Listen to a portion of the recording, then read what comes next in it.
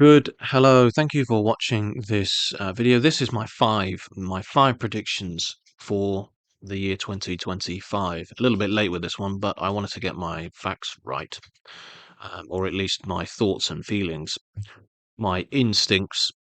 And my first prediction, these are not really in any kind of particular order, but I do think this one will be sooner rather than later. This is the um, peace talks, diplomacy, the resolution between Ukraine and Russia this year. I hope this will begin sooner rather than later, and I don't think it'll happen overnight. And uh, presumably, neither side is benefiting from this conflict anymore. And I do think that Zelensky is pressing for um, diplomacy and peace talks and finding some sort of resolution. And I think that will happen, and I think it'll happen sooner rather than later. I can't help but feel that pretty much all conflict is designed to, create profit in some way. Someone's going to profit somehow. The military-industrial complex, always finds a way. The idea is to keep it going, keep conflict going. So if this one ends, another will begin. So in a way, it's not a good thing that this will end, but I do think it will. And when it does, I think we will see the beginning of World War III. Not because, not necessarily anything to do with Russia-Ukraine conflict or even their resolution, but I think that, as I say, that military-industrial complex, it needs to find a way to keep profiting. And I think there will be, once that flame dies down, another will get stoked.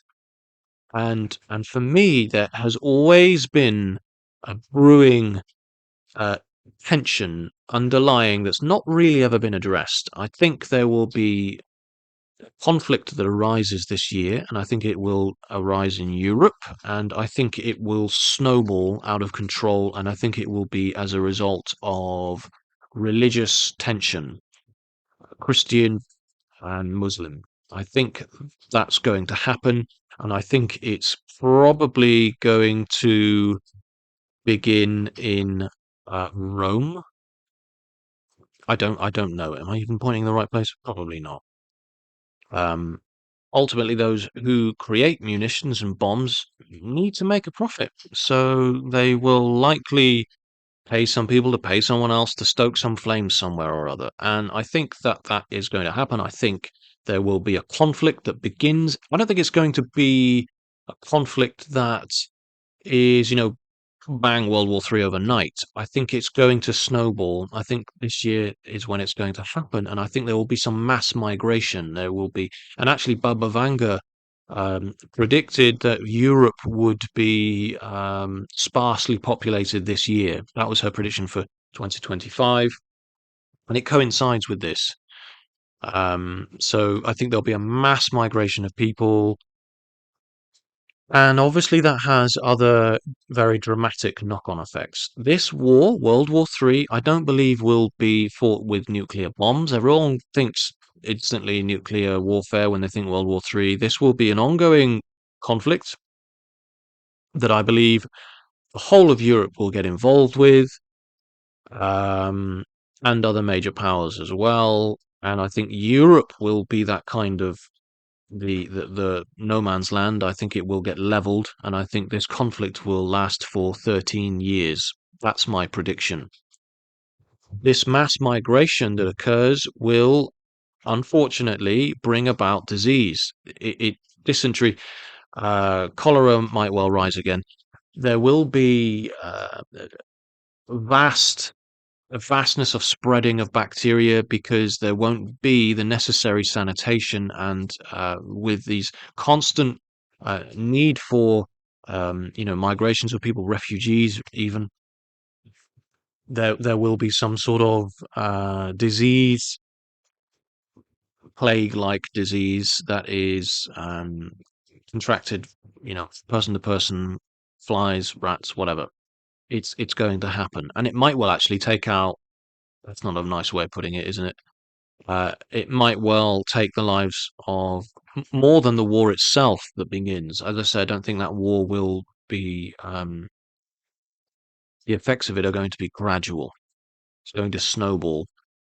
much like the negative effects of this migration en masse. So that, I think, is going to happen. Now, on a slightly more positive note, and a peculiar one, there will be, I believe, a massive public sighting of a UFO, and it will be undeniable. There will be lots and lots of people that capture this, and it will spark a conversation on the world stage and force government bodies into a corner to admit what they have known, or at least a large part of what they have known for many, many years. And the whole, you know, stigma around ET visitation to Earth, it won't be as ridiculed or nonsensical, or it will be looked at with a great deal more of a scientific approach.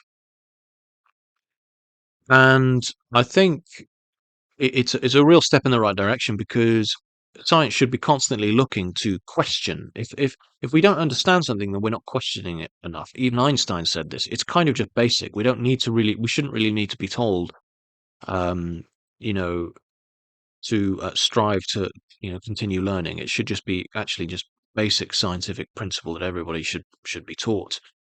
If we don't understand something, we just don't know enough about it. It's that simple. It really is that simple, palmistry included. I get really frustrated with people that like have this outright belief about something without having any prior knowledge or ever picked up a book on the subject. Now, there was this image is taken from a very similar event that I'm describing in Vancouver, in Canada, in 2013. This is where this image comes from. This image was taken at a baseball event. I don't think it was any sort of major event. Um, and there was another event many years ago. I think it was the early 50s, where a UFO actually hovered and lowered down to very close to a crowd at a baseball game. There was a stampede. Understandably, people were very scared, didn't know what to make of this possible kind of, beginnings of some sort of dialogue of communication. And so people died. And I think it makes sense in a way to integrate very slowly some sort of dialogue with just a consistent visual presence over the course of, 100 years or so or more, with a species who are inherently extremely violent. Whenever you look back throughout history with our own interactions with each other, when we have, Columbus crossing the waters to the Native American peoples, no, it just doesn't go down well. Every single time, for whatever reason, it never ends well. So it makes sense that if you have to begin a dialogue of some sort, to just be very, very careful with essentially what is an extremely um, aggressive species, unfortunately. Apparently, Baba Vanga also said that telepathy would be made possible this year, perhaps through some sort of scientific breakthrough. I don't know if this sighting is in some way tied to this. I myself have, had a telepathic experience with an ET some 20 years ago. So it might well have something to do with this. Um, I wouldn't put it past possibilities. And on a lighter note, Lewis Hamilton, I believe, will win the Formula One championship with Ferrari this year, and it won't be till the end of the year. That is my prediction about Lewis Hamilton. I believe this. I have read his hand, and I'm actually going to put some money on this. I don't really gamble.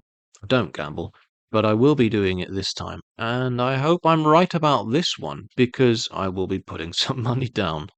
And also, I put my name to these predictions. So let's see what happens, and hold me to it. I implore you. If I'm wrong, like I say, I actually do hope I'm wrong about all of these, apart from this one, and the last one maybe. So yeah, these are my 5 predictions for 2025, and some of these have come around through certainly occult sciences, and others are just sort of connecting dots, or as a combination of the two. Let me know what your thoughts are. Let me know if you've got any kind of predictions. Let me know if you've read or heard something. Drop a comment below.